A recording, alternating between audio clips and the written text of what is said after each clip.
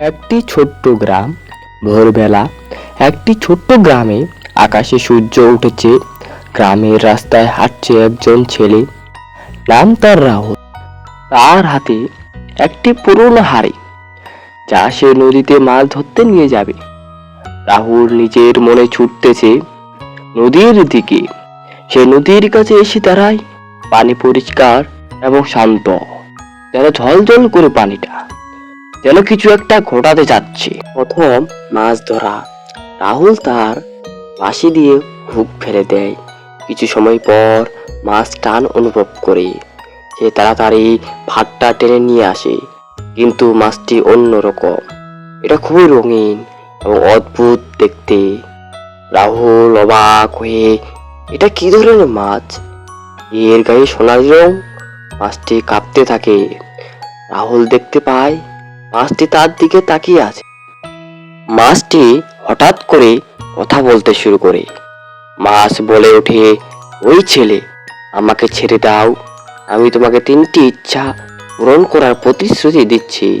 তবে মনে রাখো, আমি তোমার জীবনে কিছু পরিবর্তন আনবো। রাহুল মুগ্ধ হয়ে, তুমি তুমি কথা বলছো? আমি কি তোমার ইচ্ছা পূরণ করতে পারি? মাছ, না, তুমি শুধু আমাকে মুক্তি দাও। এর বিনিময়ে আমি তোমাকে কিছু দেব। রাহুল একটু ভাবনা চিন্তা করে এবং তারপর মাছটিকে নদীতে ছেড়ে দেয়। মাছটি নদীতে ফিরে গিয়ে বলছে, তোমার প্রথম ইচ্ছা কি? রাহুল অসীম আনন্দে, আমি চাই যে আমি খুব ধনী হতে পারি। এবং হঠাৎ রাহুলের পকেটে থেকে অদ্ভুত শব্দ হতে শুরু করে। সে দেখে তার হাতে অনেক টাকা। সে অবাক হয়ে যায়। রাহুল উল্লাসিত হয়, এটা তো সত্যিই ঘটলো। রাহুলের জীবনে আরেকটি চমক অপেক্ষা করছে।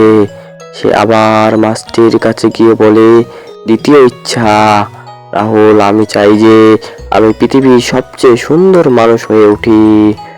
মাছটি হাসি দিয়ে তাকে দেখে এবং তারপর পরেই রাহুলের শরীর বদল হতে থাকে। তার চেহারা এতটাই সুন্দর হয়ে ওঠে যে সবাই তাকে তাকিয়ে থাকতে শুরু করে।